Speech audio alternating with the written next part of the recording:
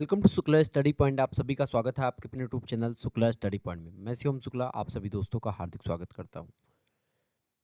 आज की वीडियो के माध्यम से हम लोग चर्चा करेंगे हिंदी अनुवाद के बारे में। हिंदी अनुवाद ये एक पेपर का नाम है। हिंदी साहित्य में ही हिंदी अनुवाद आपको पढ़ना होता है। तो जब आप बीए के चौथे सेमेस्टर में होते हैं यानी कि फोर्थ सेमेस्टर में, तो आपको हिंदी साहित्य में हिंदी अनुवाद पढ़ना होता है। हिंदी अनुवाद की अगर बात की जाए तो ये बहुत ही महत्वपूर्ण टॉपिक होता है। और आपको बता दूं कि समाज की दृष्टि से देखें या आपके दैनिक जीवन में या अन्य प्रकार की जो है सुख सुविधाओं के लिए अनुवाद का बहुत ज़रूरी है। क्योंकि जो भाषा होती है, एक भाषा आप जानते हैं, तो भाषा एक क्षेत्र विशेष में ही एक प्रकार से सीमित होती है। तो कहीं न कहीं पे जब आप दूसरे क्षेत्र में जाते हैं, तो आप उस भाषा को नहीं जानते हैं, तो उसमें अनुवाद का सहारा आपको लेना पड़ता है। आजकल तो बड़ा सहज हो गया है, गूगल ट्रांसलेशन जो है एक प्रकार से गूगल से आप तुरंत जो है पूछ सकते हैं और तुरंत आपको हिंदी, उर्दू, अंग्रेजी जिस भी भाषा में आपको कन्वर्ट करना हो आप कर सकते हैं दुनिया की। तो बड़ा ही सुविधाजनक हो गया है। लेकिन एक अनुवादक का होना पहले बहुत ज़रूरी होता था। आजकल भी आप देखते हैं अनुवाद बहुत ज़रूरी है आजकल के जीवन में भी। तो अनुवाद का बहुत महत्व है और इसीलिए हिंदी में अनुवाद आपको पढ़ना पड़ता है। तो इसी के सॉल्व मॉडल पेपर के बारे में चर्चा करेंगे, यानी कि इस मॉडल पेपर को मैंने खुद बैठ करके मेहनत करके लिखा है आप लोगों के लिए। इसमें ऐसे प्रश्नों को मैंने रखा है जो कि आपकी परीक्षा की दृष्टि से बहुत ही ज़्यादा महत्वपूर्ण है। 2024 और 25 की परीक्षा में ये प्रश्न आपके आएँगे। BA fourth semester, second year, fourth semester, Hindi, Hindi अनुवाद के बारे में, तो यही प्रश्न अपनी अपनी परीक्षा में आने वाले हैं आपके। हिंदी अनुवाद की अगर बात की जाए, तो ये एक प्रकार से 3 खंडों में आपका पेपर बँटा हुआ होता है, खंड आ, बा और सा। खंड आ से अगर बात करें तो खंड आ से अति लघु उत्तरीय प्रश्न पूछे जाते हैं, जिनकी संख्या 10 होती है। 10 के दसों प्रश्न अर्थात सभी प्रश्न करने अनिवार्य होते हैं।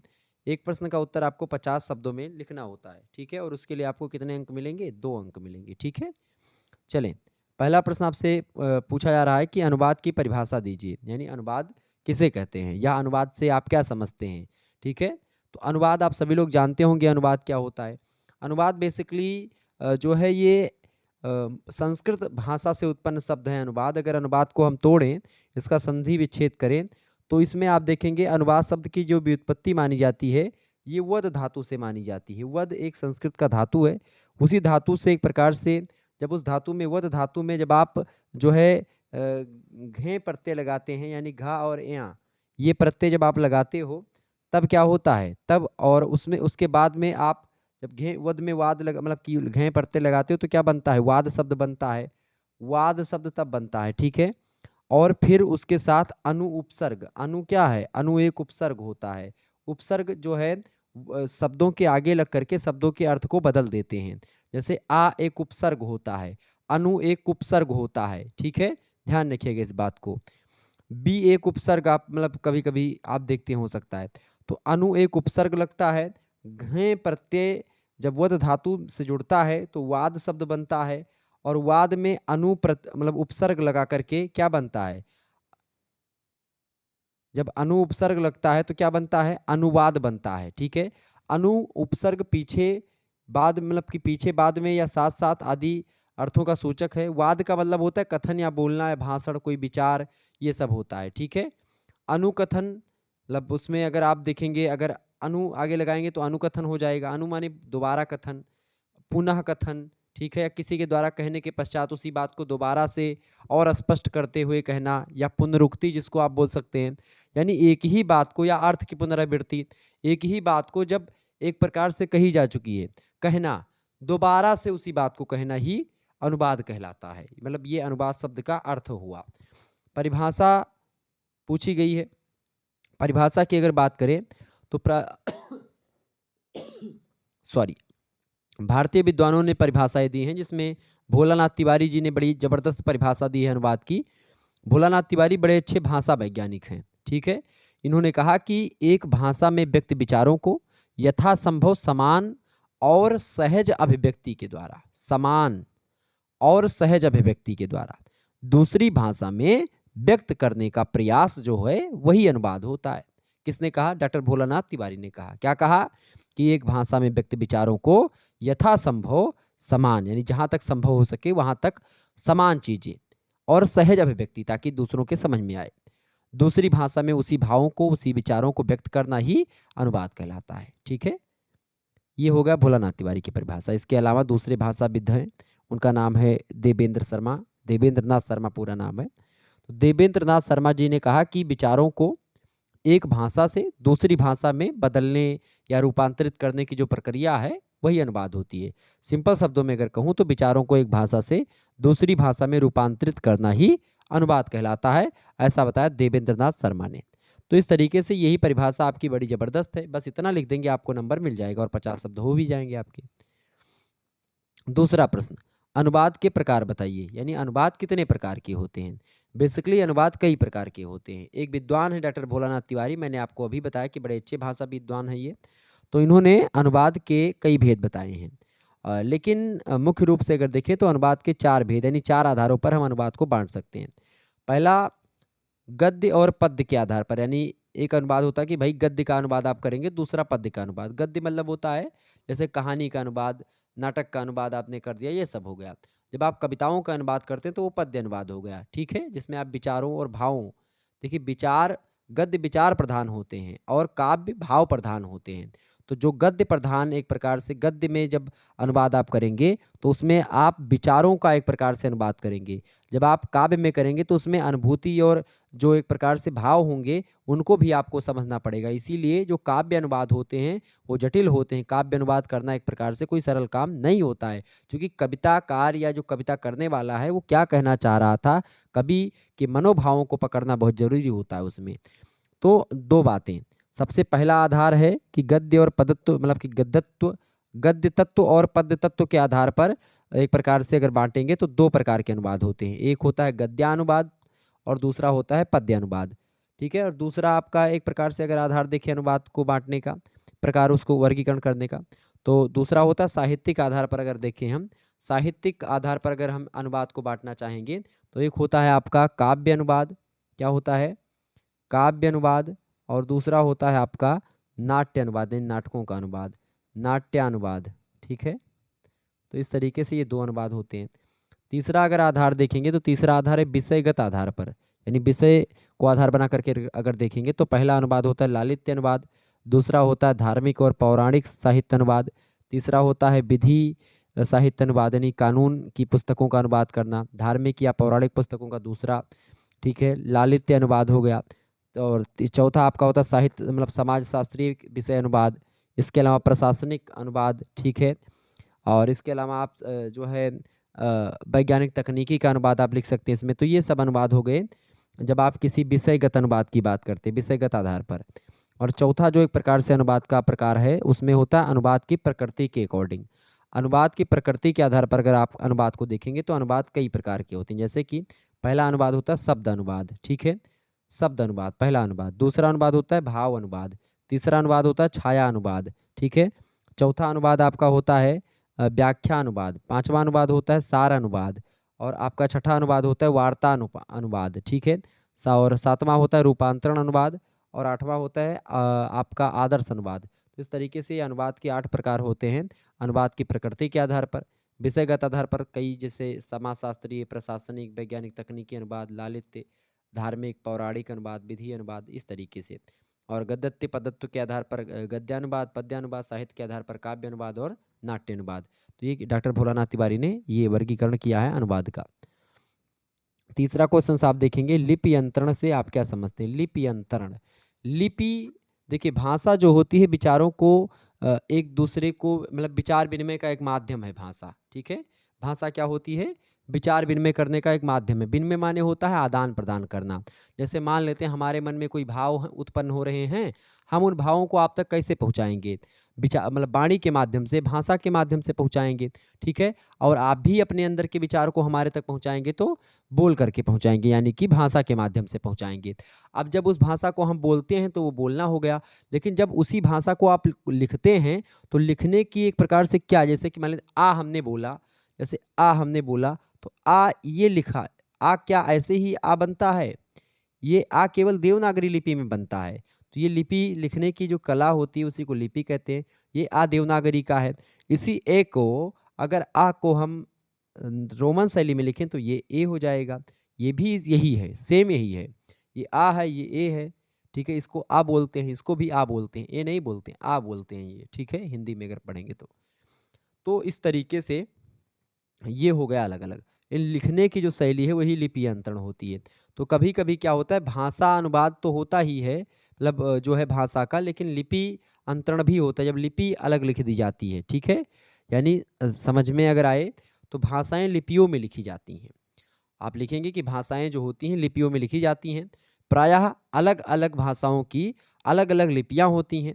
तो लिपि अंतरण जो होता है वो भी होता है, यानी जब भाषा का अंतरण होता है, जैसे मान लेते हैं आपने लिखा, जैसे कि लिखा आपने कि राम गोइंग टू मार्केट, ठीक है? ये अंग्रेजी में है, क्या है? राम गोइंग टू मार्केट, ठीक है? Going to market. तो राम गोइंग टू मार्केट, यहाँ पर ये भाषा अंग्रेजी में लिखा हुआ है। अब इसको हिंदी में कन्वर्ट करेंगे तो इसको आप ऐसे भी लिख सकते हैं। हिंदी में अगर लिखेंगे तो ये मैं देवनागरी लिपि में तो कन्वर्ट कर रहा हूँ, लेकिन अगर भाषा अनुवाद नहीं होगा तो भाषा अनुवाद कैसे होगा? राम बाजार जाता है, राम बाजार जाता है। अब यहाँ पर दो चीज़ें हुई हैं। एक तो यहाँ पर क्या हुआ है, गोइंग के स्थान पर यहाँ पर जाना हो गया है, यानी यहाँ पर एक भाषा का अनुवाद हो रहा है, यानी गोइंग मतलब बाज़ार जा रहा है, जाता है नहीं, जा रहा है, चूँकि गोइंग है, जा रहा है। यहाँ पर 2 अनुवाद हुए, एक मतलब एक तो भाषा का अनुवाद हुआ और दूसरा लिपि का अंतरण हुआ। लिपि का अंतरण कैसे? जैसे यहाँ पर राम ऐसे लिखा था, मैंने राम ये ऐसे लिख दिया। यहाँ पर गोइंग मान लेते हैं लिखा था, तो गोइंग के स्थान पर जा रहा है मैंने लिख दिया, ठीक है? और मार्केट ये अंग्रेजी का शब्द है, बाज़ार आपका एक प्रकार से अरबी, मतलब वैसे अलग शब्द है लेकिन हिंदी में आप इसका प्रयोग करते हैं, ठीक है? बाज़ार, हाट बाज़ार। तो यहाँ पर लिपि अंतरण यानी लिपि भी अलग-अलग हो गई। जो राम यहाँ पर ऐसे लिखा गया था, वो राम इस तरीके से लिखा गया, तो ये लिपि अंतरण हो गया। लेकिन राम गोइंग टू मार्केट के स्थान पर भाव वही है कि राम बाज़ार जा रहा है, राम गोइंग टू मार्केट। अब ये अंग्रेजी में बोलेंगे Ram going to market, Hindi में बोलेंगे राम बाज़ार जा रहा है। दोनों का मतलब एक ही हुआ। तो ये हो गया आपका भाषा अनुवाद, यानी कि यहाँ पर क्या हो गया?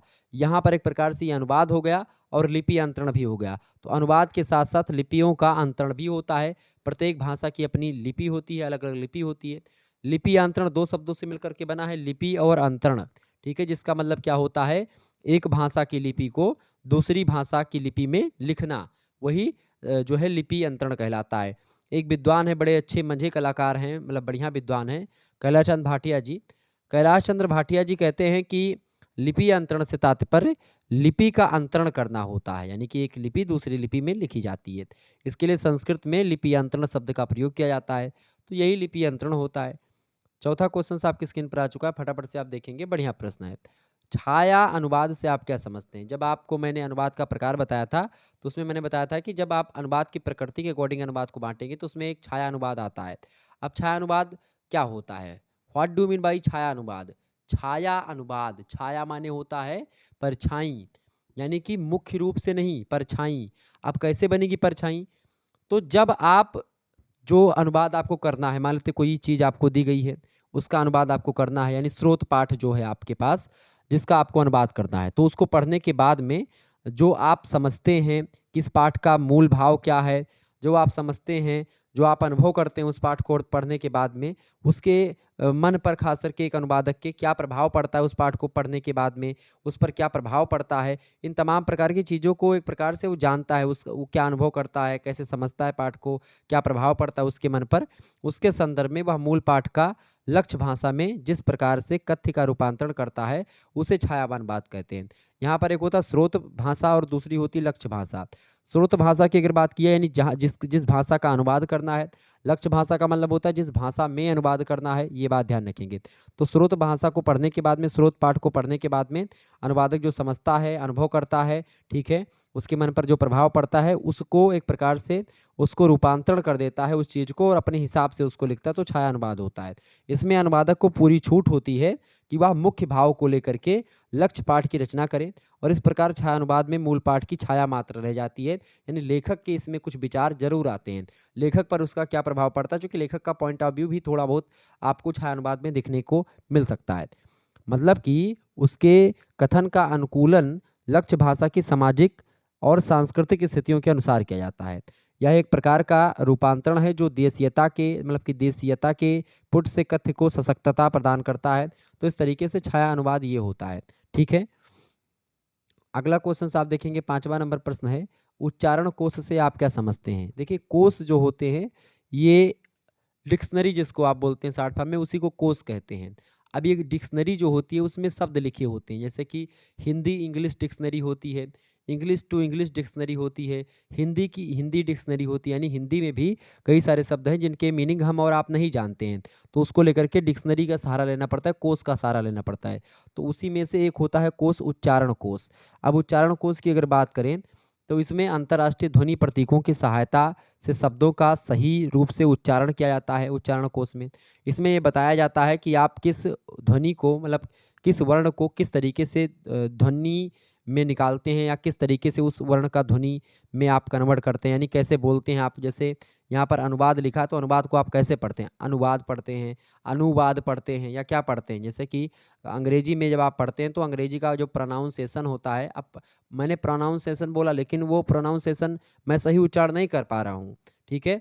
तो ऐसे ही उसका सही उच्चारण क्या होता है, यही पता करने के लिए उच्चारण कोश का एक प्रकार से पता लगाया जाता है, ठीक है? ये बात आप ध्यान रखेंगे। तो इससे क्या होता है, किसी भाषा और लिपि की सबसे उत्कृष्ट स्थिति यह होती है कि उसके लिखित और उच्चारित रूप में कोई अंतर ना हो। जैसे हिंदी में ये कोई अंतर नहीं है, किंतु व्यावहारिक रूप से यह संभव नहीं हो पाता है। उसका सबसे प्रमुख कारण ये है कि भाषा का लिखित रूप तो काफ़ी समय तक एक सा बना रहता है, परंतु उच्चारित रूप में अंतर आता रहता है। अतः शुद्ध उच्चारण सीखने और सिखाने की आवश्यकता महसूस की जाने लगती है और इसी कारण से शुद्ध उच्चारण करने के लिए ही उच्चारण कोश की एक प्रकार से व्यवस्था करी गई। ये बात आप ध्यान रखेंगे, क्योंकि भाषा तो एक बार आप लिख दें तो लिखा रहेगा, लेकिन उच्चारण कोश में क्या होगा, कभी-कभी क्या होता है कि हर व्यक्ति चाह तो रहा होता है जो लिखा है वही बोलने को, लेकिन वो सही से बोल नहीं पाता है। हम लोग अगर आप अभी छोटा-बड़ा पढ़ेंगे तो सही से नहीं पढ़ पाएँगे, ठीक है? जबकि मैं हिंदी से एमए किया हूँ, लेकिन अगर पढ़ने लगूँगा तो मैं चाहूँगा कि मैं सही पढ़ूँ, मैं वही पढ़ूँ। जैसे कि आप देखेंगे जो आपका ये लिखा हुआ होता है, जैसे व्यंजन वर्ण जो होते हैं, जब तक उसमें स्वर नहीं लगता तब तक वो पूर्ण नहीं होते हैं। तो जो वर्ण स्वरों की सहायता से बनाए जाते हैं, बोले जाते हैं, उसको व्यंजन कहते हैं। जैसे कि यहाँ पर का लिखा हुआ है, अब ये का इसको क्या बोलते हैं? का बोलते हैं, का बोलते हैं। अब इस का में क्या मिला हुआ है? का, हलंत और प्लस में आ, यानी छोटा आ इसमें मिला हुआ है। अगर इसका उच्चारण करेंगे तो क्या होगा? के, ये के है, केवल क, क, के, यानी कि इसको आप बोल नहीं पाओगे सही से। जब तक इसमें आ नहीं लगेगा तब तक ये सही बनेगा नहीं, ठीक है? हर एक शब्द में हलंत हो मतलब कि वो आधा होता है अपने आप में। जब उसमें छोटा आ की मात्रा लगती है तो वो पूर्ण होता है, ठीक है? तो ये उच्चारण कोश की इसलिए आवश्यकता पड़ती है। छठा प्रश्न है, कोश के प्रकार बताएं। कोश कितने प्रकार के होते हैं? तो बेसिकली कोश के 3 भेद होते हैं या कोश 3 प्रकार के होते हैं। कौन-कौन से होते हैं भैया 3 प्रकार के कोश? पहला कोश होता है आपका व्यक्ति कोश। व्यक्ति कोश की अगर बात की जाए, ये क्या होता है भैया? पहला कोश होता है व्यक्ति कोश, दूसरा कोश होता है पुस्तक कोश और तीसरा होता है भाषा कोश। अब ये पहला जो कोश है व्यक्ति कोश, ये क्या है? जब किसी एक साहित्यकार के साहित्य में प्रयुक्त शब्दों को ध्यान में रख करके कोश का निर्माण किया जाता है तो वह कोश व्यक्ति कोश कहलाता है, ठीक है? जैसे कि अंग्रेजी के प्रसिद्ध लेखक हैं विलियम शेक्सपियर। अब विलियम शेक्सपियर की अगर बात की जाए तो विलियम शेक्सपियर क्या हैं?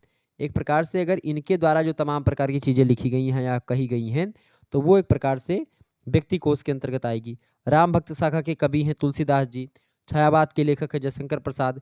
इन इन सभी के जो साहित्य की रचनाएँ हैं, उन सारे के सारे जो उन्होंने बातें बताई हैं, उन्हीं के द्वारा जो एक प्रकार से शब्द निकले हैं, वो साहित्यिक कोश मतलब कि वो आपके व्यक्ति कोश होते हैं, साहित्यिक कोश होते हैं, ठीक है? दूसरे होते हैं पुस्तक कोश। पुस्तक कोश की बात की जाए तो पुस्तक कोश में किसी एक प्रसिद्ध पुस्तक या किसी ग्रंथ के में जो संकलित शब्द हैं, उनको एक प्रकार से इकट्ठा किया जाता है। जैसे कि अगर बात करें तुलसीदास जी की रचना है रामचरितमानस। अब रामचरितमानस में जो शब्द प्रयोग किए गए हैं, उनका एक प्रकार से पूरा का पूरा कोश एक पुस्तक को आधार बना करके। जबकि व्यक्ति कोश में क्या होता है, संपूर्ण रचनाओं को ध्यान में रख करके बनाया जाता है उनके, ठीक है? मैथिली शरण गुप्त की रचना है साकेत महाकाव्य। अब साकेत महाकाव्य की अगर बात की तो उसको एक प्रकार से कोश बनाने के लिए उसके द्वारा तमाम प्रकार के जो शब्द लिखे गए हैं मैथिली शरण गुप्त के द्वारा साकेत में, वो जयशंकर प्रसाद की रचना है कामायनी, तो उनके द्वारा, ठीक है? मुक्तिबोध की रचना है अंधेरे में। तो इन सभी के कोश जो हैं एक प्रकार से पुस्तक को लेकर के बनाए जाते हैं। तो ये होता है पुस्तक कोश। तीसरा कोष होता है भाषा कोष। भाषा कोष की अगर बात की जाए तो इसमें कोष एक भाषा में भी हो सकता है, द्विभाषा में भी कोष हो सकता है और 2 से अधिक भाषाओं में भी हो सकता है। एक भाषा वाले कोष को एक भाषिक कोष, 2 भाषा वाले कोष को 2 भाषिक कोष, त्रिभाषा कोष वाले को त्रिभाषा कोष, इस तरीके से बोलते हैं। और आपको बता दूं कि भाषा कोष 3 प्रकार का होता है। एक होता है वर्णनात्मक कोष, एक होता है ऐतिहासिक कोष और एक होता है तुलनात्मक कोष। ठीक है? वर्णनात्मक कोष मतलब जिसमें वर्णन किया जाता है किसी शब्द का। ऐतिहासिक कोष जिसमें उस शब्द का इतिहास क्या रहा है, उस शब्द की उत्पत्ति कैसे हुई है, उस शब्द की या किसी पर्टिकुलर शब्द का पूरा इतिहास जाना जाता है, उसके सामने डिटेल लिखी होती है कि भाई इस शब्द की उत्पत्ति कैसे हुई है, क्या प्रत्यय लगा है, क्या अनुसर्ग लगा है, किससे उत्पत्ति हुई, किस भाषा से आया है, ये सारी जानकारी लिखी होती है ऐतिहासिक कोष में। तुलनात्मक कोष में क्या होती है कि उसके अर्थ मतलब 2 शब्दों की तुलना करी जाती है। तो इस तरीके से ये कोष के बारे में मैंने आपको समझा दिया। निश्चित तौर पर आपके समझ में सारी बातें आई हुई होंगी। एक बार आप सभी लोगों को अगर वीडियो पसंद आ रही तो फटाफट से वीडियो को लाइक और शेयर कर दीजिएगा। एक बात मैं आपको बताना चाहूँगा कि अगर आपको अपने सब्जेक्ट यानी को-करिकुलर कोर्स देखना है, को-करिकुलर, तो हमारा एक दूसरा चैनल है, मैंने अभी भी बनाया है, 4 बार दिन हुआ होगा। को-करिकुलर को-करिकुलर मास्टर, ठीक है? को-करिकुलर मास्टर नाम से एक चैनल है, उसको आप सब्सक्राइब कर लीजिएगा। ये मेरा ही चैनल है, मैंने बनाया है। इस पर क्या होगा, इस पर आपकी यूनिवर्सिटी से रिलेटेड इन्फॉर्मेशन मतलब इन्फॉर्मेटिव वीडियो आपको मिलेगी। इसके अलावा को-करिकुलर कोर्स से रिलेटेड यानी जैसे आपका 4th सेमेस्टर में आप पढ़ रहे हो, तो 4th सेमेस्टर में आपको फिजिकल एजुकेशन एंड योगा पढ़ना है। यानी कि आपको क्या पढ़ना है, शारीरिक शिक्षा और योग के बारे में जानना है। आप शारीरिक शिक्षा और योग से कौन से प्रश्न बनेंगे आपकी परीक्षा में, यानी मॉडल पेपर और शारीरिक शिक्षा और फिजिकल एजुकेशन जो आपका है योगा, इससे बनने वाले इंपॉर्टेंट प्रश्नों को वहाँ पर बताया जाएगा उस चैनल पर। तो आप इस चैनल को सब्सक्राइब कर लीजिएगा। चैनल का नाम है को-करिकुलर मास्टर, ठीक है? बहुत ही इंपॉर्टेंट चैनल है और इस पर बहुत विधिवत तरीके से तैयारी होने वाली है। तो इस चैनल को आप सब्सक्राइब कर लीजिएगा, आपके लिए बेनिफिट होगा, क्योंकि वहाँ पर आपको को-करिकुलर की विधिवत तैयारी आपकी होने वाली है और वहाँ पर और भी तमाम प्रकार के जो इन्फॉर्मेटिव वीडियो है, क्वेश्चन पेपर हैं, वो सब आपको मिलते रहेंगे। तो आप उस चैनल को सब्सक्राइब करें। हमारा दूसरा चैनल भी है बीए क्रैकर, तो आप उसको सब्सक्राइब कर सकते हैं। चलिए, तो ये कोर्स का प्रकार हो गया आपका। अगला प्रश्न है परिभाषिक शब्द किसे कहते हैं? परिभाषिक शब्द, परिभाषिक शब्द जैसा कि नाम से पता है, जिस यानी ऐसा शब्द जिसकी पर्टिकुलर परिभाषा हो, जिसकी परिभाषा आप दे पाएँ, यानी उसका कोई अलग अर्थ ना निकलता हो, वो अपने आप में मौलिक हो, वही परिभाषिक शब्द होता है, ठीक है? वो सामान्य शब्दों से अलग हो। परिभाषिक शब्द को परिभाषित करते हुए एक विद्वान है डॉक्टर भोलानाथ तिवारी, उन्होंने लिखा कि परिभाषिक शब्द ऐसे शब्द को कहते हैं जो केवल विभिन्न विज्ञानों और शास्त्रों में सुनिश्चित अर्थ में प्रयुक्त होते हैं और जिनकी उन विज्ञानों और शास्त्रों के संदर्भ में परिभाषा दी जा सकती है। जैसे कि अद्वैतवाद, अब अद्वैतवाद दर्शन का एक परिभाषिक शब्द है। ऐसे ही कथानक, कथानक भी एक शब्द परिभाषिक शब्द है। आलोचना, आलोचना शब्द भी परिभाषिक है। क्रिया विशेषण, व्याकरण आदि, चूंकि इस प्रकार के शब्दों की परिभाषा दी जा सकती है और इसीलिए इन्हें परिभाषिक शब्द कहा जाता है। जैसे कि अपील शब्द हो गया, ये भी परिभाषिक शब्द है। डिसमिस्ड, आर्टिकल, बजट, कैबिनेट, ठीक है, कॉन्स्टिट्यूशन, डेफेक्टो, ऐसे तमाम प्रकार के शब्द आप बता सकते हैं जिसकी परिभाषा दी जा सकती है, ठीक है? जैसे आप लोग परिभाषिक शब्द अपने आप में भी एक परिभाषा देने वाला शब्द है, ठीक है? अनुवाद शब्द, ये भी एक परिभाषिक शब्द है, ठीक है? तो ये चीज़ें आपको थोड़ा-सा ध्यान रखनी होगी। तो ये परिभाषिक शब्द होते हैं। परिभाषिक शब्द बनने के एक प्रकार से पीछे बड़ा लंबा एक प्रकार से एक प्रक्रिया होती है, उसके बाद में परिभाषिक शब्द बनते हैं। तकनीकी वाले क्षेत्रों के परिभाषित शब्द बहुत सारे होते हैं। विधि यानी कानून से बहुत सारे परिभाषित शब्दों की उत्पत्ति होती है। समाजशास्त्र में, पॉलिटिकल साइंस में, हिस्ट्री में बहुत कम आपको परिभाषित शब्द मिलेंगे, लेकिन आपको समाजशास्त्र में, शिक्षा शास्त्र में बहुत मिलेंगे, ठीक है? आगे देखेंगे और विज्ञान वगैरह में तो ज़ाहिर-सी बात है बहुत ज़्यादा भरमार है। अगला क्वेश्चन है आपका 8वां नंबर प्रश्न है अनुवाद की समीक्षा। अनुवाद समीक्षा किसे कहते हैं? देखिए समीक्षा, पुनरीक्षण और मूल्यांकन, ये 3 चीज़ें आपको समझनी होंगी। जब आप अनुवाद पढ़ रहे हैं तो अनुवाद करने के बाद में अनुवाद सही है या गलत है, अनुवाद में क्या कमियां रह गई हैं, अनुवाद किस हद तक सही है, कहाँ तक सही है, उसमें क्या गलतियां रह रही हैं, इन तमाम चीज़ों का पता लगाने में इन 3 प्रक्रियाओं की भूमिका होती है। एक होता है पुनरीक्षण, दूसरा होता है मूल्यांकन और तीसरा होता है समीक्षा। सबसे पहले हम समीक्षा को समझते हैं कि समीक्षा है क्या। तो अनुवाद समीक्षा अनुवाद सिद्धांत और व्यवहार के बीच का एक पुल का काम करता है, एक सेतु का काम करता है। मतलब कि समीक्षा के मानदंडों को लेकर भले ही विद्वानों में मतभेद या मत भिन्नता दिखाई पड़ती हो, लेकिन इसका महत्व निर्विवाद है। मतलब इसका महत्व अनुवाद में बहुत ज़्यादा होता है समीक्षा का। समीक्षा की अगर बात करें तो आजकल के समय में तुलनात्मक साहित्य में समीक्षा की भूमिका लगातार बढ़ती जा रही है। सच मतलब समीक्षा का अर्थ होता है अच्छी तरह से किसी चीज़ को देखना, जाँच करना किसी चीज़ की, ठीक है? अपनी सम्यक इच्छा या जो इक्षणम है अपने अंदर का जो भाव भंगिमा है उसको निकालना, वो होता है आपकी समीक्षा, ठीक है? सम्यक इच्छा, सारी इच्छाएँ जो आपकी उस टॉपिक को लेकर के या उस टॉपिक पर जिस पर अनुवाद लिखा गया है, उस पर आपके अंदरूनी जो विचार उठ रहे हैं, वो सारे के सारे विचार जो होते हैं, वो समीक्षा में आपके शामिल हो जाते हैं। यानी पूरी तरह से जाँच करना, अच्छी तरह से देखना समीक्षा कहलाता है। यानी अनुवाद की समीक्षा में रचनाकार, पाठक और अनुवादक के बीच किस प्रकार का संबंध है, उसे देखा जाता है। यानी जो पाठक है, यानी जिसने स्रोत भाषा को लिखा है, यानी अब मान लेते हैं हिंदी भाषा का कोई पुस्तक है, उसका अनुवाद किया है किसी व्यक्ति ने अंग्रेजी भाषा में। तो जो पाठक पाठक मतलब जो रचनाकार है, रचनाकार जो है इस पुस्तक को लिखने वाला है, पाठक जो कि पढ़ने वाला है और यानी पढ़ने वाला और अनुवादक यानी जो एक प्रकार से अनुवाद करने वाला है। अब अनुवाद करने वाला और पाठक इन दोनों के बीच में, ठीक है, रचनाकार समीक्षा में रचनाकार, पाठक और अनुवादक इन तीनों के बीच में, ठीक है, क्या करता है? इन तीनों के बीच में एक प्रकार से कैसा संबंध है उसे देखता है और अनुवाद समीक्षा का मुख्य उद्देश्य होता है अनुदित कृति का विवेचन, विश्लेषण और मूल्यांकन करना, ठीक है? तो ये होता है समीक्षा करना। अच्छा, दूसरा शब्द आपका आता है मूल्यांकन करना। यहीं पर मैंने बताया मूल्यांकन। अब मूल्यांकन क्या होता है इसको समझ लेते हैं।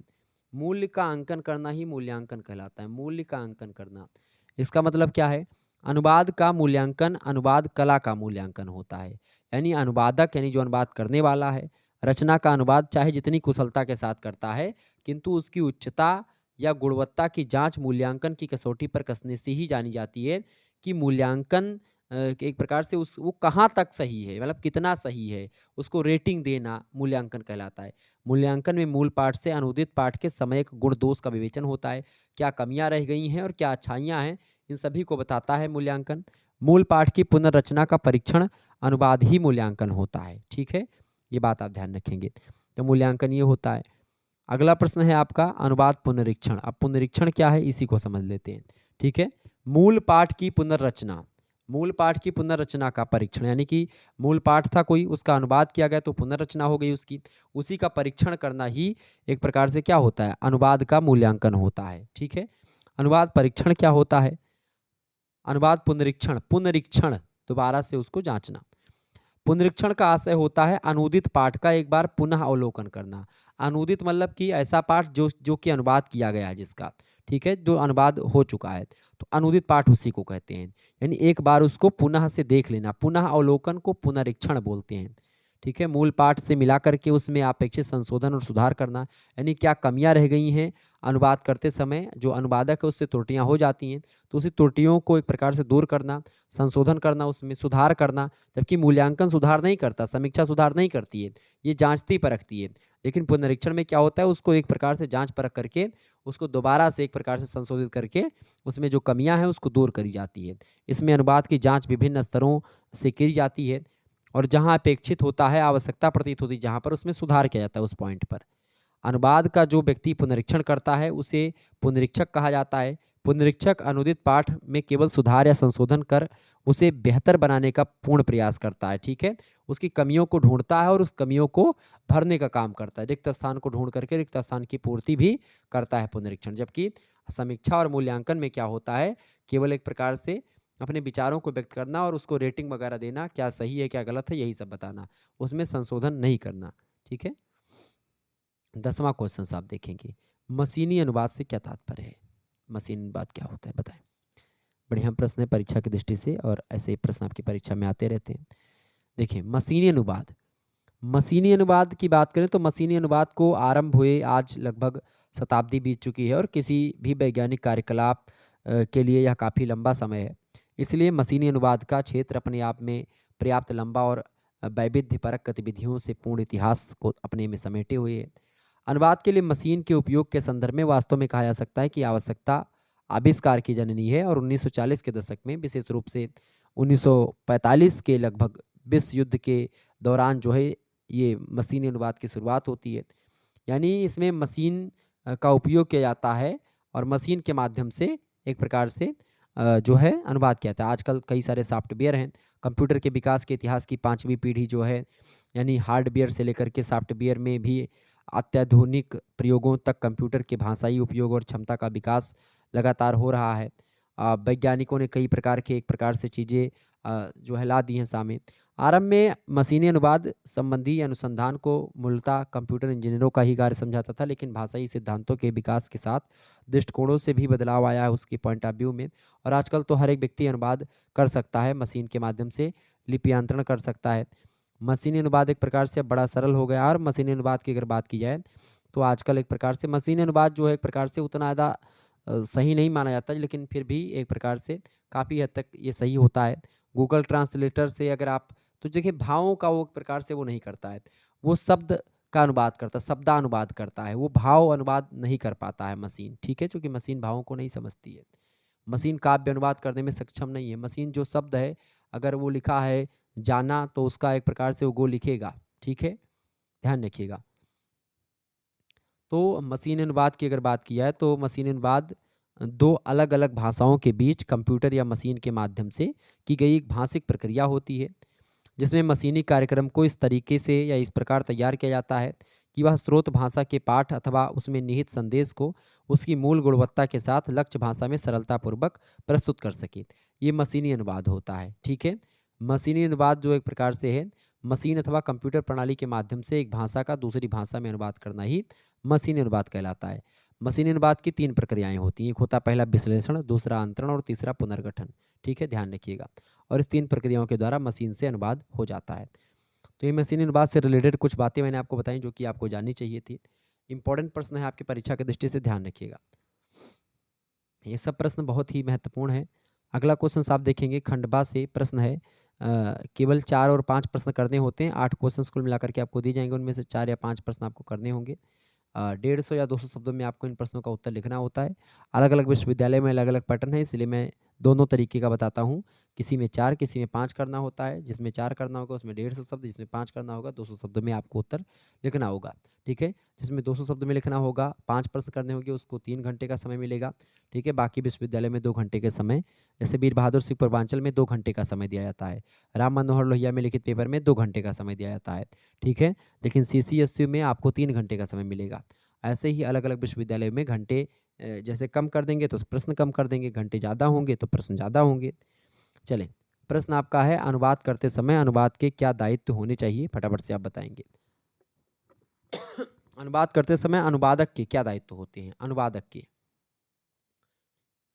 तो अनुवाद करते समय अनुवादक के एक प्रकार से कई सारे दायित्व होते हैं और उन दायित्वों पर खरा उतरना चाहिए एक अनुवादक को, ठीक है।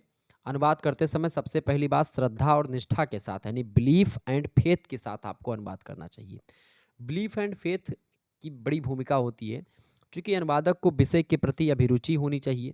मूल लेखक के विचारों को लक्ष्य भाषा के पाठकों तक पहुंचाने की निष्ठा भी होनी चाहिए, ताकि एक प्रकार से जब वो श्रद्धा और निष्ठा के साथ काम करेगा तो अच्छा काम होगा और अच्छा अनुवाद होगा, पहला अनुवाद का दायित्व।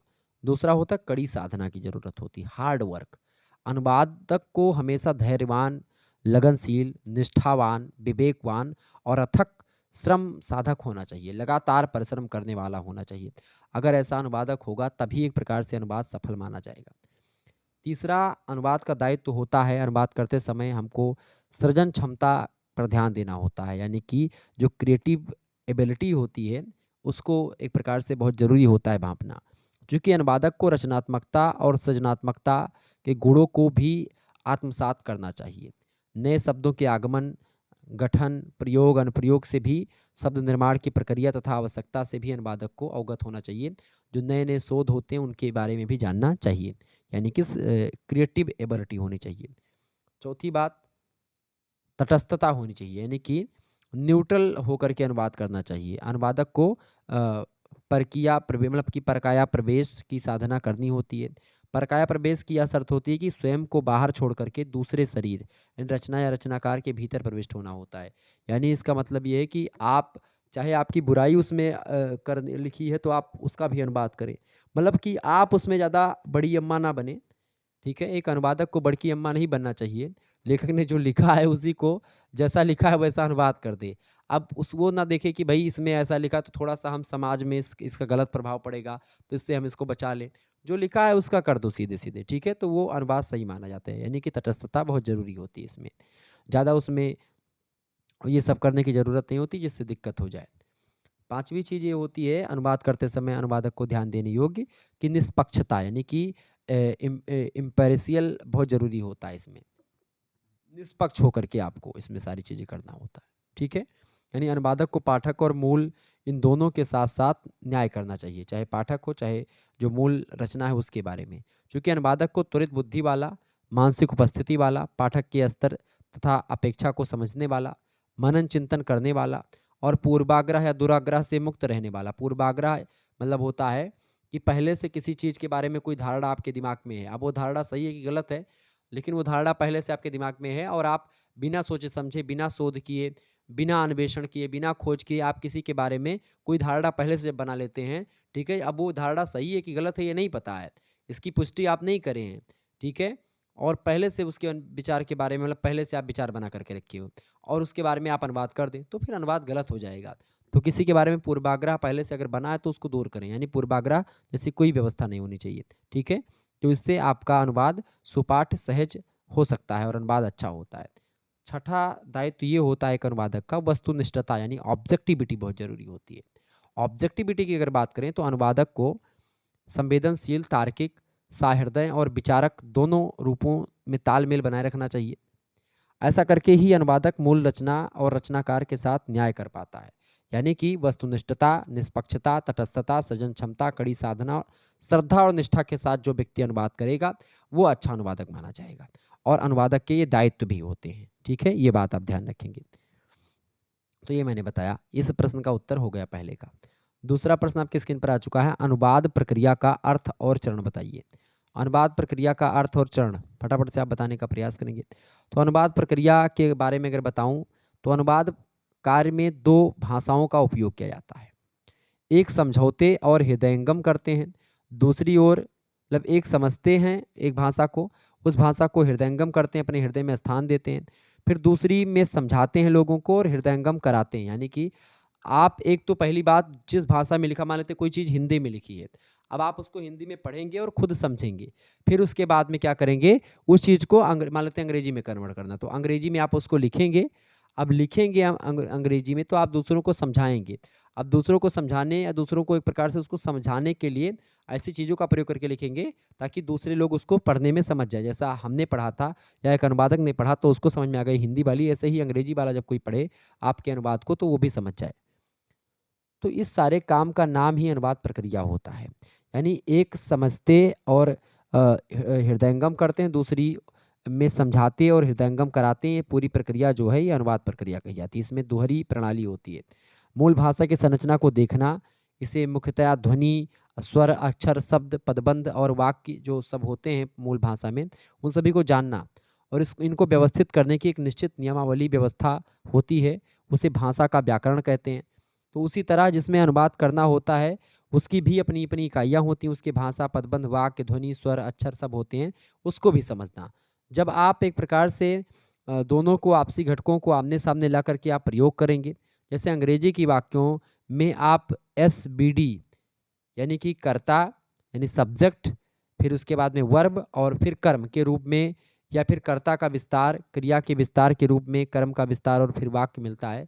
हिंदी में आप जैसे आप यहाँ पर राम गोइंग टू मार्केट लिखा था तो राम यानी सब्जेक्ट है पहले उसको मैंने लिखा, फिर गोइंग वर्ब है यानी यस, वी और डी का यानी कि फिर जो है आप एस बी डी डी भी मतलब होता है डायरेक्ट यानी कि जो है जो कर्म होता है वो, ठीक है? एस माने सब्जेक्ट, बी माने वर्ब और ये इसका मतलब क्या होता है ऑब्जेक्ट, ठीक है? बाद में जो कर्म होता है या फिर चीज़ें। तो इस तरीके से हिंदी में भी होता है, तो ये दोनों चीज़ों को आपको जानना चाहिए। तो अनुवाद प्रक्रिया ये होती है। कुल मिलाकर के अनुवाद के समय दूसरी भाषा में यह वाक्य क्रम बदल कर प्रयोग करता है, कर्ता का विस्तार, कर्म का विस्तार, अंत में क्रिया का विस्तार करता है। यह अनुवाद प्रक्रिया का आधार होता है। तो ये अनुवाद प्रक्रिया हो गई। अनुवाद प्रक्रिया के चरण की अगर बात करें तो अनुवाद प्रक्रिया के मुख्य रूप से 3 चरण बताए हैं। किसने बताया 3 चरण? तो एक विद्वान है नायडा, नायडा बड़े ज़बरदस्त विद्वान हैं, उनका पूरा नाम है यूजेन नायडा। यूजेन नायडा ने अनुवाद के 3 चरण बताए हैं। पहला चरण है विश्लेषण, दूसरा चरण है अंतरण और तीसरा चरण है पुनर्गठन। ये 3 चरण होते हैं किसके भैया? 3 चरण होते हैं अनुवाद के, ये बात आप ध्यान रखेंगे, ठीक है? आगे बढ़ते हैं और भी चीज़ों को समझने का प्रयास करते हैं। तीसरा क्वेश्चन आप देखेंगे, भाषा में अनुवाद का महत्व बताइए। फटाफट से आप बताने का प्रयास करेंगे। भाषा में अनुवाद का क्या महत्व है? बताएं भाई। बढ़िया प्रश्न है। देखिए, भाषा में अनुवाद का बड़ा महत्व है। किसी भाषा में कही या लिखी गई जो बात होती है, उसी किसी भाषा में अगर आपको ये लिखी हुई बात होती है, जब आप उसको दूसरी भाषा में सार्थक परिवर्तन करते हैं तो उसी को अनुवाद कहते हैं। अनुवाद संस्कृत के यौगिक शब्द है, संस्कृत का अनु, उपसर्ग और बाद में फिर वाद शब्द बनता है और उससे मिलकर के अनुवाद बनता है। दोबारा कहना, पुनः कथन, पुनरावृत्ति, ये सब अनुवाद का मतलब होता है। तो अनुवाद एक कला है और अन्य कलाओं की भांति इस कला में भी निपुणता के लिए निरंतर अभ्यास की आवश्यकता होती है अनुवादक को। अनुवाद का विदेशी भाषा सीखने में एक महत्वपूर्ण स्थान है और इसमें हिंदी, अंग्रेजी या अन्य भाषाओं की योग्यता बढ़ती है। अनुवाद के द्वारा ही अंग्रेजी आदि भाषाएं बोलने एवं लिखने की सुगमता होती है। इससे स्पष्ट है कि अनुवाद एक भाषा से दूसरी भाषा में संप्रेषण करने की वह प्रक्रिया है जिससे भाषा का ज्ञान होता है। अगर आप भाषा जानेंगे तभी आप अनुवाद कर पाएंगे, यानी कि भाषा में अनुवाद का बहुत महत्व है। जब आप दूसरी भाषा को सीखने जाते हैं तो अनुवाद का सहारा लेना पड़ता है। इस संप्रेषण की प्रक्रिया को ही संस्कृत और हिंदी में अनुवाद तथा अंग्रेजी में इसी को ट्रांसलेशन कहते हैं। अनुवाद शब्द की व्युत्पत्ति वद धातु से हुई है। वद में घे प्रत्यय लगाने के बाद में वाद मतलब कि एक प्रकार से उसमें अनु उपसर्ग लगा करके अनुवाद शब्द बनता है, ठीक है? ये बात आप ध्यान रखेंगे। तो हिंदी साहित्य में अनुवाद की परंपरा का प्रारंभ भारतेंदु युग से माना जाता है। भारतेंदु काल में अधिकांश साहित्यकारों ने संस्कृत, अंग्रेजी, बांग्ला आदि भाषाओं के नाटकों और उपन्यासों का हिंदी में अनुवाद किया। इससे क्या होता है, कई भाषाओं का एक प्रकार से विस्तार होता है, शब्दावलियों का विस्तार होता है भाषाओं में, और तमाम प्रकार के ऐसे तमाम प्रकार के साहित्य का विस्तार होता है उसमें। क्योंकि अनुदित जो नाटक होते हैं, जैसे भवभूति के उत्तर रामचरित का देवदत्त तिवारी तथा लाला सीताराम, कालिदास के अभिज्ञान शकुंतलम का नंदलाल और विश्वनाथ दुबे ने, बंगला के नाटककार माइकेल मधुसूदन के नाटक पद्मावती का बालकृष्ण भट्ट ने, ऐसे तमाम लोगों ने अनुवाद किया। तो अनुवाद से क्या होता है, दूसरी भाषा में लिखे गए साहित्य का अपनी भाषा में आप समझ सकते हैं और अपनी भाषा में अनुवाद करके अपनी भाषा का जो साहित्य है उसको आप ब्रॉड कर सकते हैं, बड़ा कर सकते हैं। तो इसमें बड़ा इंपॉर्टेंट एक प्रकार से रोल होता है भाषा का, यानी भाषा का महत्व बहुत ज़्यादा है अनुवाद में, ठीक है? अनुवाद का महत्व है भाषा के विकास में, भाषा के विकास में, साहित्य के विकास में, भाषा के वैज्ञानिकीकरण में, भाषा के एक प्रकार से शब्द संपदा के विस्तार में आप देखेंगे अनुवाद का बहुत ही ज़्यादा महत्वपूर्ण योगदान होता है, ठीक है? ऐसे ही आप देखेंगे अंग्रेजी और बांग्ला उपन्यासों का भी हिंदी में अनुवाद किया गया। बांग्ला उपन्यासकार हैं रमेश चंद्र दत्त, उनके द्वारा रचित है बंग विजेता, जो बंकिम चंद्र के द्वारा रचित है दुर्गेश नंदनी। इसका हिंदी रूपांतरण गदाधर सिंह उनका नाम है, गदाधर सिंह उन्होंने किया। तो इस तरीके से अनुवाद जो होता है वो दो भाषाओं को जोड़ने का साधन होता है, ठीक है? ये बात आप ध्यान रखेंगे।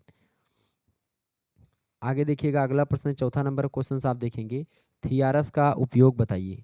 थियारस का क्या उपयोग है भाई? फटाफट से आप बताएंगे थियारस क्या होता है। थियारस की अगर बात करें तो एक भाषिक कोश है ये। कौन? थियारस। यह भाषिक कोश भी शब्दकोशों का ही एक प्रकार है। कुछ भिन्न तरह का रस शब्दों का कोश होते हुए भी इसका उद्देश्य और संरचना भिन्न होती है। लैटिन भाषा का एक अर्थ मतलब लैटिन भाषा का शब्द है थियारस, और थियारस का मतलब होता है लैटिन भाषा में खजाना। यानी ऑक्सफोर्ड इंग्लिश की जो डिक्शनरी है, ऑक्सफोर्ड डिक्शनरी, उसमें थियारस शब्द का मतलब बताया गया है शब्दकोश से या विश्वकोश जैसा या ज्ञान का भंडार कोई ऐसा, ठीक है? दूसरा अर्थ इसका बताया गया है अ कलेक्शन ऑफ कॉन्सेप्ट्स और word arranged according to sense, यानी कि अवधारणाओं या शब्दों के आशय के अनुसार विन्यस्त संग्रह, इसको कहते हैं थियारस को। और अच्छा, यही जो है रोजे यानी रोजेट के प्रसिद्ध थियारस का भी आधार है। सामान्य शब्दकोश में किसी भी विषय का अवधारणा से संबंध शब्द वर्ण मतलब कि वर्णाक्रम के अनुसार होता है, संग्रहित कर दिए जाते हैं। किंतु आप थियारस में अगर देखें, थियारस एक प्रकार का कोश होता है, तो थियारस में अगर आप देखेंगे तो एक प्रकार से शब्दों का जो संग्रह होता है वो शब्दों का संग्रह एक विशिष्ट पैटर्न पर होता है। इसमें शब्दों को अवधारणाओं के अनुसार वर्गीकृत करते हैं। मतलब विशिष्ट अवधारणाओं से जुड़े शब्दों को एक साथ संग्रहित कर देते हैं, यानी कि एक जैसे जो अवधारणा देने वाले शब्द हैं उनको एक साथ लिखते हैं। जैसे कि मतलब कि एक जैसा अर्थ देते हुए प्रतीत होने वाले अनेक शब्दों को एक साथ दे करके इसमें ना केवल उनके विभिन्न प्रयोग समझाए जाते हैं, बल्कि उसमें उसकी सूक्ष्म अर्थ इच्छाएँ जो होती हैं, उन पर प्रकाश डालते हुए उनके बीच का अंतर और उनके विभिन्न अर्थ संदर्भ भी स्पष्ट करे जाते हैं। तो ये थियारस होता है। राजे जो हैं विद्वान हैं, उनके थियारस में मूलतः 1000 श्रेणियों के शब्द थे, मगर आधुनिक विज्ञान तथा प्रौद्योगिकी की उन्नति के साथ उसमें 40 और श्रेणियाँ बाद में जोड़ दी गईं। ये श्रेणियाँ मोटे तौर पर 6 वर्गों के अंतर्गत आती हैं, जैसे एक एब्स्ट्रैक्ट रिलेशंस, दूसरा स्पेस, तीसरा मैटर, तीसरा इंटेलेक्ट, चौथा वॉल्यूशन और पाँचवा होता है आपका, छठा होता है अफेक्शन। ठीक है? तो 6 वर्गों में आती हैं श्रेणियाँ। इन वर्गों के अंतर्गत आने वाली अनेक अवधारणाएँ, उनके अर्थ, पर्याय, विपर्याय एवं उनकी उन अवधारणाओं से उनके मुहावरे, प्रयोग, अन्य शब्दों तथा अवधारणाओं से एक प्रकार से उनके संबंध सभी एक निश्चित विन्यास के अनुसार में होते हैं, तो उसी को थियारस में ही आपको ये सारी चीज़ें मिलती हैं। वास्तव में थियारस को आप एक वृक्ष के समूह के रूप में देख सकते हैं, जिसमें प्रमुख अवधारणाएँ वृक्षों के तने के रूप में होते हैं। अनेक शाखाएँ प्रशाखाएँ उससे निकलती हैं और यह स्थिति अपने आप में ही बड़ी उलझन भरी लग सकती है, किंतु थियारस में शब्दों को किस प्रकार ढूँढा जाए, इसके समुचित निर्देश दिए रहते हैं। ठीक है? और इसकी अनुक्रमणिका भी इतनी सुव्यवस्थित होती है कि उपयुक्त शब्द को ढूँढ निकालने में बड़ी सहजता होती है। आप कोई शब्द का मीनिंग आपको ढूँढना तो बड़े आसानी से आप ढूँढ सकते हैं थियारस में। थियारस एक टाइप की डिक्शनरी होती है। ठीक है? ध्यान रखिएगा इस बात को। जो कि वर्ण के अनुक्रम के नहीं हिसाब से होती है, जैसे कि आम डिक्शनरी जो होती है उसमें जैसे ए वाले शब्द सब पहले जितने ए वाले शब्द हैं सबको खत्म कर दिया, फिर बी वाले शब्द आएंगे, फिर सी वाले शब्द आएंगे, फिर डी वाले शब्द आएंगे। ठीक है? तो इस तरीके से ये होता है सामान्य उसमें डिक्शनरी में। लेकिन थियारस नाम की जो कोर्स होता है, थियारस कोर्स होता है, इसमें आपको एक प्रकार से अवधारणा यानी एक जैसे अर्थ देने वाले, एक जैसे अवधारणा देने वाले जो शब्द होते हैं उनको इकट्ठा लिख करके उनके एक प्रकार से उनके बारे में बताया जाता है, उनका अर्थ वगैरह। ठीक है? उनके कॉन्सेप्ट को क्लियर किया जाता है। अगला प्रश्न है 5वां नंबर, परिभाषिक शब्दावली की सामान्य विशेषताएं स्पष्ट कीजिए। ये बढ़िया प्रश्न है, परीक्षा की दृष्टि से बताएंगे। परिभाषिक शब्दावली की सामान्य विशेषताएं स्पष्ट कीजिए। परिभाषिक शब्दावलियों की सामान्य विशेषताओं की अगर बात करें, देखिए परिभाषिक शब्दों की अगर बात करें तो परिभाषिक शब्द क्या होते हैं? परिभाषिक शब्द वह शब्द होते हैं जो किसी विशेष ज्ञान के क्षेत्र में एक निश्चित अर्थ में प्रयुक्त होता हो, जिसका अर्थ एक परिभाषा के द्वारा स्थिर किया गया हो, वो होती है परिभाषिक शब्द। ठीक है? ध्यान रखिएगा। परिभाषिक शब्द की अगर बात की जाए तो एक होता है परिभाषिक शब्द, जैसे कथानक, आलोचना का है, अभिक्रिया रसायन का है। ठीक है? प्रशासन जो है शब्द भी प्रशासन में एक शब्द है, तदर्थ ये भी, और पदबंध, भाषा, ऐसे तमाम प्रकार के शब्द हैं जो कि परिभाषिक हैं, तो अलग अलग क्षेत्रों से हैं। अर्ध परिभाषिक शब्द एक होता है, वे शब्द जो कभी भी किसी विज्ञान या शास्त्र में परिभाषिक शब्द के रूप में प्रयुक्त होते हैं और कभी सामान्य भाषा के शब्द में प्रयोग होते हैं, वो अर्ध परिभाषिक कहलाते हैं। जैसे कि काव्य शास्त्रियों ने रस की परिभाषा विविध रूपों में दी है। वाक्य में रस आता है, वाक्य में रस एक सामान्य शब्द भी है, और ऐसे ही उद्देश्य शब्द एक प्रकार से है। तो वाक्य में उद्देश्य एक परिभाषिक शब्द है, पर आप किस उद्देश्य से आए हैं, वाक्य में उद्देश्य समान शब्द हो जाता है। तो अर्ध परिभाषिक शब्द को मध्यस्थ शब्द भी कहते हैं। तो ये परिभाषिक शब्दावलियाँ 2 प्रकार की, एक अर्ध परिभाषिक, एक पूर्ण परिभाषिक। ठीक है? ध्यान रखिएगा। परिभाषिक शब्द की विशेषता पूछी गई है। पहली विशेषता ये है कि परिभाषिक शब्द का अर्थ सुनिश्चित होता है, सुबोध होता है, स्पष्ट होता है। उसे अर्थ संकोच और अर्थ विस्तार के दोष से मुक्त होना चाहिए परिभाषिक शब्द को। परिभाषिक शब्द को अपनी अर्थ परिधि से अधिक या कम अर्थ को अभिव्यक्त नहीं करना चाहिए। दूसरी विशेषता, परिभाषिक शब्द उच्चारण की दृष्टि से सरल और सुबोध होते हैं या होने चाहिए। तीसरी बात, किसी एक संकल्पना के लिए एक ही परिभाषित शब्द का प्रयोग किया जाना चाहिए। इसके अलावा हर शब्द को स्वतंत्र अस्तित्व होना चाहिए ताकि उसे पढ़ करके या सुन करके किसी अन्य परिभाषिक शब्द का भ्रम पाठक या श्रोता को ना हो जाए। यानी कि आपको परिभाषिक शब्द ऐसा ढूंढना चाहिए जो इसके बारे में आप उसका एक ही अर्थ पढ़ने के बाद में जो पाठक है वो लगाए, दूसरे अर्थ की तरफ ना जाए। इसके अलावा परिभाषिक शब्द अल्प अक्षरी या छोटा होना चाहिए, जैसे कि हंगर स्ट्राइक के लिए भूख हड़ताल के बदले आप अगर अनशन शब्द का प्रयोग करेंगे तो ज़्यादा बेटर होगा अनुवाद में। ठीक है? इसके अलावा सरलता और बोधगम्यता के लिए समान श्रेणी के पारिभाषिक शब्दों में एक रूपता होनी चाहिए। साथ ही साथ असमान संकल्पनाओं अथवा चीज़ों के लिए मिलते जुलते शब्द प्रयोग में लाने चाहिए, प्रयोग को टालना चाहिए उस शब्द प्रयोग को, और इसके विपरीत संबंध संकल्पनाओं और चीज़ों के लिए एक श्रेणी के संबंध आप चूज कर सकते हैं। इसके अलावा अगला विशेषता ये है कि पारिभाषिक शब्द यथासंभव एक ही मूल शब्द से निर्मित होने चाहिए। इसके अलावा पारिभाषिक शब्द के बारे में अगर बताऊं तो पारिभाषिक शब्दावलियों में संक्षिप्तता के साथ साथ सांकेतिकता भी होनी चाहिए, जैसे कि अवनी, आगरा, विकास निगम। पारिभाषिक शब्दों को उनकी संकल्पना के अनुसार व्याख्या देकर के समझाया जाता है, जैसे अंतरिक्ष, ये स्पेस का एक प्रकार से परिभाषित शब्द है। ऐसे तापमापी जो होता है वो थर्मामीटर है। ठीक है, तो ये सब चीज़ें पारिभाषिक शब्द असामान्य होते हैं क्योंकि वे सामान्य व्यवहार में प्रयुक्त नहीं होते हैं। ठीक है, ये बात ध्यान रखेंगे। तो ये सब पारिभाषिक शब्दावलियों की विशेषताएं हैं। अगला क्वेश्चन आपकी स्क्रीन पर आ चुका, फटाफट से आप देखेंगे, इंपॉर्टेंट प्रश्न है, ऐसे प्रश्न परीक्षा में आ सकते हैं आपके। छठा प्रश्न है, बैंकिंग शब्दावली का विवरण दीजिए। फटाफट से आप बताएंगे, बैंकिंग शब्दावली का विवरण दीजिए। देखिए, बैंकिंग शब्दावलियों की अगर बात करें तो बैंकों में हिंदी के प्रयोग की शुरुआत जो है, शुरुआत के समय ही इस बात की आवश्यकता महसूस की गई थी कि बैंकिंग क्षेत्र में प्रयुक्त हिंदी शब्दावली का मानकीकरण किया जाए, ताकि क्या हो कि उसमें अनुरूप मतलब एक रूपता हिंदी की सुनिश्चित हो सके। देश के शीर्ष बैंक होने के नाते भारतीय रिजर्व बैंक ने इस दिशा में अपने उत्तरदायित्व का निर्वाह करते हुए पहली बार 1980 में अंग्रेजी हिंदी बैंकिंग शब्दावली का प्रकाशन करवाया, जिसमें बैंकिंग क्षेत्र में हिंदी शब्दावली के मानकीकरण में बहुत ज़्यादा योगदान हुआ। इसके अलावा भूमंडलीकरण और वित्तीय सुधारों के इस दौर में बैंकिंग क्षेत्र के कार्यकलापों में जहां नए आयाम जुड़े हैं, वहीं उसमें आमूलचूल परिवर्तन भी हुए हैं, और इस बदलती परिस्थितियों में वित्तीय और बैंकिंग क्षेत्र में नई नई अवधारणाओं ने जन्म लिया है और नई नई शब्दावलियां सामने आई हैं। ठीक है, ये बात आप ध्यान रखेंगे। आपको बता दूं कि इसमें दो चीज़ें होती हैं, जैसे कि पहली बात तो इसमें भार और ऋण भार जो आया है, जब किसी अचल संपत्ति अथवा अस्थि को, मतलब एक शब्द है आपका जो है ऋण भार, या जिसको आप भार बोलते हैं, तो जब किसी अचल संपत्ति अथवा अस्थि को बंधक रख करके ऋण लिया जाता है तो उसको भारग्रस्त हो जाती है। दूसरा है भूमि अथवा अन्य संपत्ति से कानूनी दावा और ऋण भार अथवा हित। तो ये सब एक प्रकार से क्या होता है, बैंकिंग शब्दावली का विवरण ये आप इस तरीके से दे सकते हैं। ये सब बैंकिंग शब्दावलियाँ हैं। इसके अलावा दृष्टिबंधक अंडमान, ये भी एक प्रकार, या दृष्टिबंधक जिसको बोलते हैं आप, जो है हाइपो हाइपोथेकेशन, इसको बोलते हैं दृष्टिबंधक।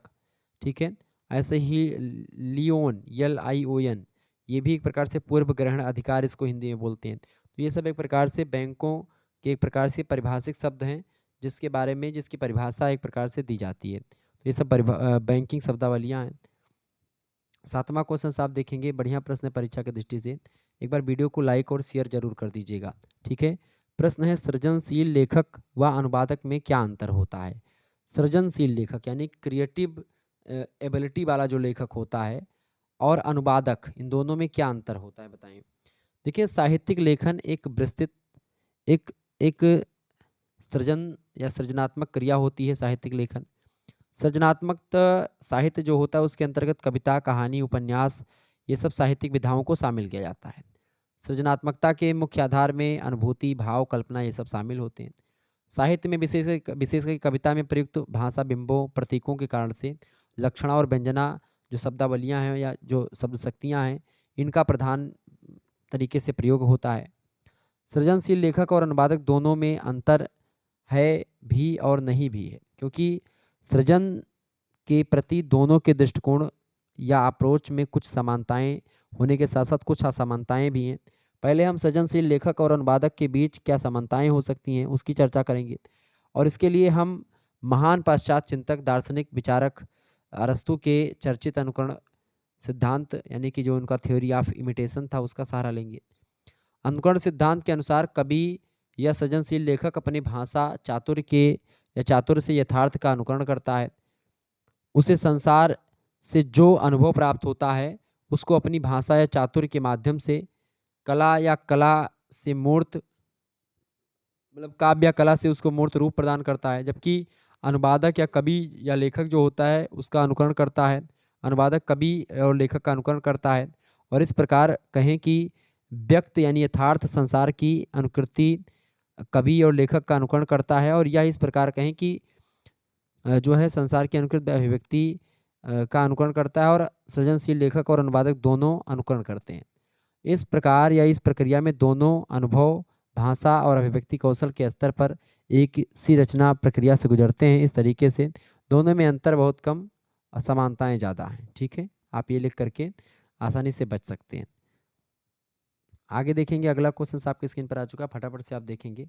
प्रश्न है 8वां नंबर प्रश्न है, काव्य अनुवाद व कथा साहित्य के अनुवाद में क्या अंतर होता है? काव्य अनुवाद और कथा साहित्य के अनुवाद में क्या अंतर है? देखिए, काव्य अनुवाद के संदर्भ में जो है जॉन देरिडा का एक कथन है कि अनुवाद में उतना ही आवश्यक है जितना कि असंभव, और यही कारण है कि काव्य अनुवाद अनुवाद की आवश्यकता और असंभाव्यता दोनों को समांतर धरातल पर साथ साथ लेकर के निरंतर आगे बढ़ता है।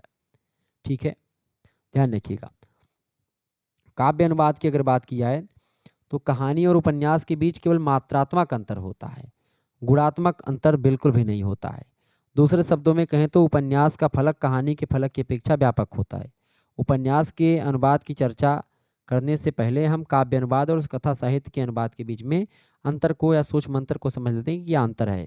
और कविता में साधारणतः कविता में क्या होता है, कविता में कवि की हृदय अनुभूति की अभिव्यक्ति होती है, जबकि कथा साहित्य में कथाकार की अपनी सामाजिक अनुभूति का उद्गार होता है, विचार होते हैं। तुलनात्मक दृष्टि से अगर विचार करें तो कविता में भावना या कल्पना का शासन होता है, तो वहीं कथा साहित्य में वास्तविक यथार्थ का प्राधान्य होता है। तिलस्मी या अय्यारी कथा साहित्य का इसका अपवाद है, बाकी सारे में आप देख सकते हैं। अतः दोनों अलग अलग दुनिया में विचरण करते प्रतीत होते हैं। काव्य अनुवाद की चर्चा के दौरान हमने देखा कि पद्य अनुवाद में सृजनात्मक प्रतिभा की अनिवार्यता को बराबर स्वीकार किया गया है, और यही बात कथा साहित्य के अनुवाद पर भी लागू होती है। उपन्यास या कहानी का सफल अनुवाद केवल एक सृजनात्मक प्रतिभा का धनी अनुवादक ही कर सकता है। जो क्रिएटिव माइंड वाला, क्रिएटिव एबिलिटी वाला अनुवादक होगा वही काव्य अनुवाद या साहित्य अनुवाद कर पाएगा। ठीक है, कई विद्वानों का यह भी मानना रहा है कि काव्य अनुवाद की तुलना में कहानी या उपन्यास का अनुवाद सरल होता है, क्योंकि काव्य अनुवाद में भावों को पकड़ना बड़ा मुश्किल होता है। मैंने शुरुआत में आपको बताया कि काव्य अनुवाद करते समय भावों को पकड़ना होता है। ठीक है, और काव्य अनुवाद की अगर बात करें तो काव्य अनुवाद जो होता है वो कठिन होता है, जटिल होता है। ठीक है, तो लेकिन एक दृष्टिकोण हो सकता है, ये व्यवहारिक सच्चाई ज़्यादा इसमें नहीं होती कि ये ज़्यादा कठिन है। हमें यह नहीं भूलना चाहिए कि दोनों सृजनात्मक साहित्य हैं, चाहे वो कथा साहित्य की बात करें चाहे उसकी साहित्य की बात करें, चूँकि साहित्यकार जो होता है वो काव्य मतलब कि काव्य जो लिखता है और जो गद्य लिखता है, दोनों में कहीं न कहीं पे अपने विचारों को ढकेलता ज़रूर है। ठीक है, अपनी भावनाओं को लिखता ज़रूर है। तो दोनों की अलग-अलग विशेषताएँ होने के साथ-साथ दोनों का अलग-अलग महत्व भी है, और दोनों का अलग-अलग एक प्रकार से अंतर भी दोनों में है। ठीक है, ये बात आप ध्यान रखेंगे। तो काव्य अनुवाद में अनुवादक को कितनी छूट दी जानी चाहिए, यानी अनुवादक अपनी ओर से कितनी छूट ले सकता है, ये सब चीज़ें एक प्रकार से इसमें अभी बाकी हैं, ध्यान देना। चूँकि इस पर टिप्पणी की गई काव्य अनुवाद को लेकर के, काव्य अनुवाद जो है एक प्रकार से काव्य में चूँकि क्या अनुवादक या क्या कवि कहना चाह रहा है, इस बात को भी समझना बहुत ही मुश्किल सा काम हो जाता है। तो इस तरीके से ये आप चीज़ें को समझ सकते हैं और बता सकते हैं। आगे देखेंगे तो ये दीर्घ-उत्तरीय मतलब कि लघु-उत्तरीय प्रश्न हो गए। खंड सा की अगर बात करें तो इसमें आपको दीर्घ-उत्तरीय प्रश्न मिलेंगे। दीर्घ-उत्तरीय प्रश्नों की अगर बात करें, दीर्घ-उत्तरीय प्रश्नों की संख्या 4 आपको दी जाएगी परीक्षा के पेपर में, जिसमें से आपको केवल 2 प्रश्न करने होंगे। एक प्रश्न का उत्तर आपको 450 शब्द या 500 शब्दों में लिखना होगा, ये बात आप ध्यान रखेंगे। देखिए कि कौन-कौन से प्रश्न आपकी परीक्षा की दृष्टि से बहुत ही ज़्यादा महत्वपूर्ण है। जिसमें पहला प्रश्न है आपका, अनुवाद क्या है? यानी अनुवाद किसे कहते हैं? तो अनुवाद मैंने आपको बता ही दिया था अनुवाद क्या होता है। अनुवाद शब्द का अर्थ क्या होता है? एक बार कही गई बात को दोहराना या पुनर्कथन। ठीक है, ये बात आप ध्यान रखेंगे। ओके, यानी कि एक प्रक्रिया होती है अनुवाद, जिसके अंतर्गत एक भाषा के पाठ में व्यक्त अर्थ को दूसरी भाषा में ले जाया जाता है। ये अनुवाद होता है।